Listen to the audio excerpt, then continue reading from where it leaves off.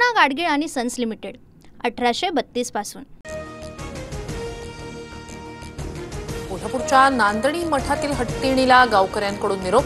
हत्तीणीला नेऊ नये म्हणून काही लोकांची पोलिसांसोबत हुज्जत। काही समाजकंटकांनी पोलीस उपअधीक्षकांची गाडी फोडली।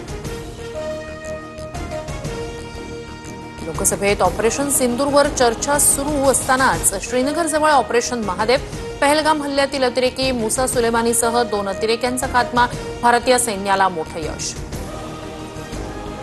पाकिस्तानी आर्मीचा माजी पॅरा कमांडो हाशिम मुसा ठार, आयएसआयच्या सांगण्यावर करत होता लष्कर ए तोयबासाठी काम, 20 लाखाचं बक्षीस असलेल्या अतिरेक्याला कंठस्नान। पाकव्याप्त काश्मीर ताब्यात घेण्याची हीच वेळ होती, सरकारला कोणी थांबवलं? पीओके घेतला असता तर मोदींना डोक्यावर घेतलं असतं। ऑपरेशन सिंदूरच्या चर्चेवेळी अरविंद सावंत आक्रमक। निशिकांत दुबेंना संसदेत घेरल्याबाबत राज ठाकरेंकडून वर्षा गायकवाडांचं अभिनंदन। महाराष्ट्रातील 45 खासदार गप्प बसले, तुमचा आवाज बुलंद राहील अशी आशा, राज ठाकरेंचं पत्र। काही ठिकाणी असंवेदनशील वक्तव्य झाली, काही मंत्र्यांच्या चुका मान्य आहेत, तक्रार करणारे कोण त्यांचं वागणंही लोक पाहतायत। वर्ध्यातील बैठकीत फडणवीसांचं वक्तव्य।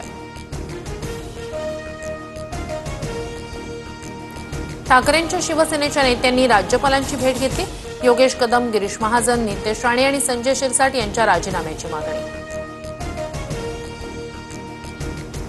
कोकाटेंबद्दलचा निर्णय तुम्हाला सांगण्याची गरज नाही, माणिकराव कोकाटेंच्या प्रश्नावर अजित पवारांचा पत्रकारांना उलट सवाल।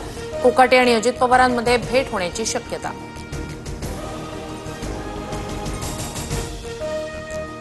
पुण्यातील ड्रग्ज पार्टी प्रकरणी ससून रुग्णालयाचा प्राथमिक अहवाल पुणे पोलिसांकडे सादर। खडसेंचे जावई प्रांजल खेवलकर यांनी मद्यप्राशन केल्याचा अहवाल, सूत्रांची माहिती।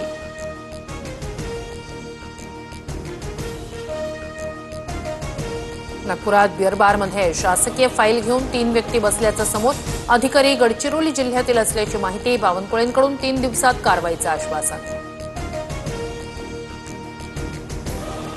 महाराष्ट्राची लेक दिव्या देशमुख ठरली बुद्धिबळ स्पर्धेत विश्वविजेती।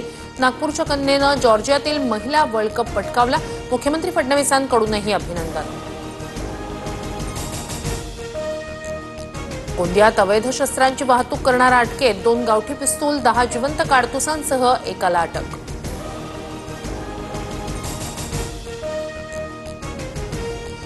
पूना गाडगीळ आणि सन्स लिमिटेड 1832 पासून।